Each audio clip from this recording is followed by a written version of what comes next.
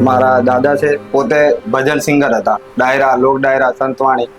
ભારત દેશ, ભારત ભૂમિ એટલે તો બધા દેશોને કોઈને માં નથી, બાનું ઉપમા એક ભારત દેશને જ આપી.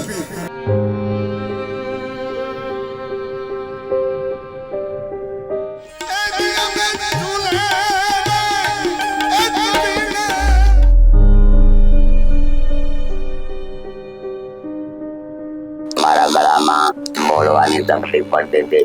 7 વર્ષ પહેલા ખબર પડી કે સ્વરપેટીમાં મચ્છાની તકલીફ છે. અને એમાં એ મજાએ મૂળિયા નાખી દીધા છે. પછી અમને કીધું કે તમારે સ્વરપેટી કઢાવવી પડશે.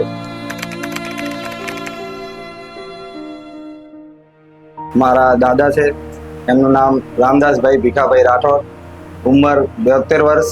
અને હું ભજન સંતવાણીનો ગાયક કલાકાર છું. 7 વર્ષ પહેલા ખબર પડી કે સ્વરપેટીમાં મચ્છાની તકલીફ છે. પછી અમે અહીંયા ઓપરેશન બી કરાવ્યું, સક્સેસ બી થઈ ગયું. એની પછી 2-3 વર્ષ સુધી ભજન બી ગાયા.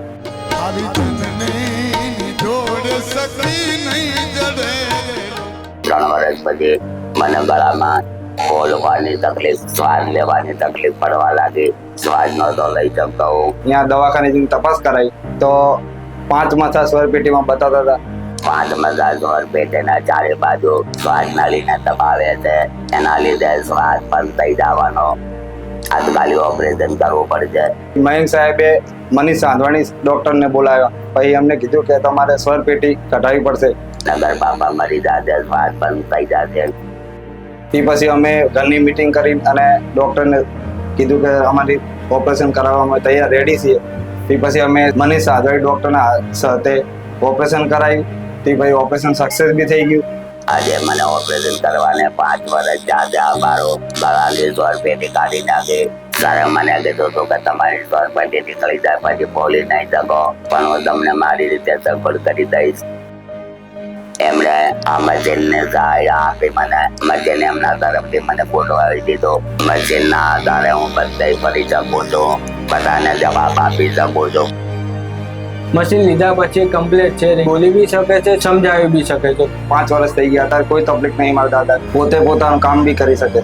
મનીષ સાંધવાણી ડોક્ટર સાહેબનો અમે આભાર વ્યક્ત કરીએ છીએ. અને જીવનની આગળ કોઈ બી આવી તકલીફ હોય તો એનો સામનો કરીને લડી શકો છો. આ વસ્તુ હિંમત હારવાની નહીં, પણ સામે લડવાની છે. કેન્સર વસ્તુ નોર્મલ છે, કોઈ એટલી બધી નથી, પણ ડોક્ટરનો સંપર્ક કરી એનો ઈલાજ કરી શકો છો. મને સરે અમારું જે ઓપરેશન કર્યું એ મારા ભગવાન કહેવાય.